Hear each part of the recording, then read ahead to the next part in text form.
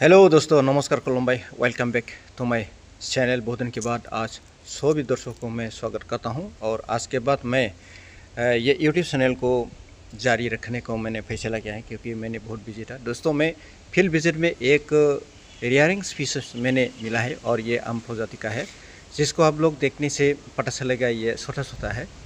और ये अरबी या हिंदी में कहते हैं सोतालू, इंग्लिश में सेपोता, बंगाली में उसको सैतो आम कहते हैं। इसको देखने से पता चलता है। और हमारा बदो लोकल भाषा में इसको कहते हैं थाइजो को है। ये आम प्रजाति का ही है।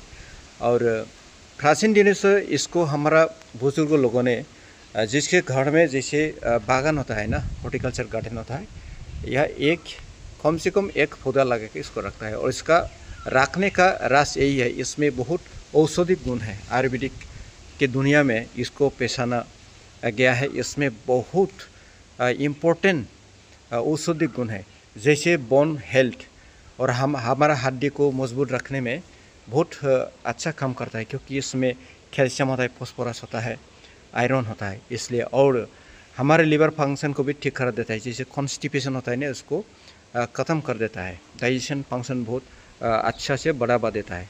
और विटामिन के बारे में अगर बोले तो इसमें तो विटामिन सी और विटामिन ए है।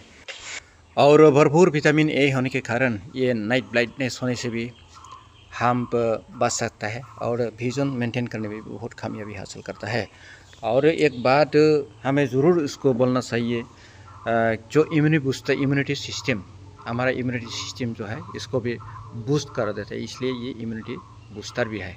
और इसमें क्या है, इम्यूनिटी बूस्टर मतलब एंटीऑक्सीडेंट। और साथ साथ ये क्या है, इसमें पोटेंशियल ऐसे चीज़ है जो कैंसर को भी रोक सकते हैं।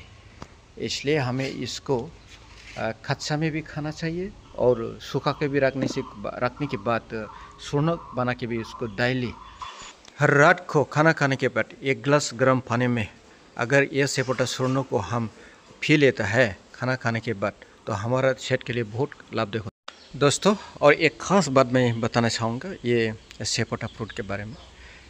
इसमें हाई फाइबर होने के कारण शुगर पेशेंट भी इसको कंज्यूम कर सकता है, खा सकता है। इसको खाने से फ़ायदेमंद ही होता है, क्योंकि बड़ा आम खाने से शुगर लेवल ज़्यादा हो जाता है। लेकिन ये आम, छोटा वाला आम जो है, सेपोटा खाने से शुगर लेवल कंट्रोल होता है। और दोस्तों, इसलिए मैं इन चैनल के जरिए मैं आप लोग के सामने एक रिक्वेस्ट है, ताकि आप लोग शांत रहिए, स्वस्थ रहिए।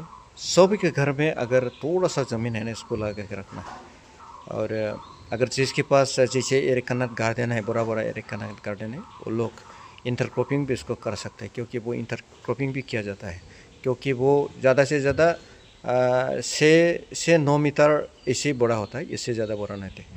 तो दोस्तों, आज का वीडियो इतना ही है। और आप लोग मेरे साथ जुड़ने के लिए बहुत बहुत धन्यवाद है। और जिन व्यक्तियों ने आगे से जुड़े, इसको तो मैं हमेशा धन्यवाद देता हूँ।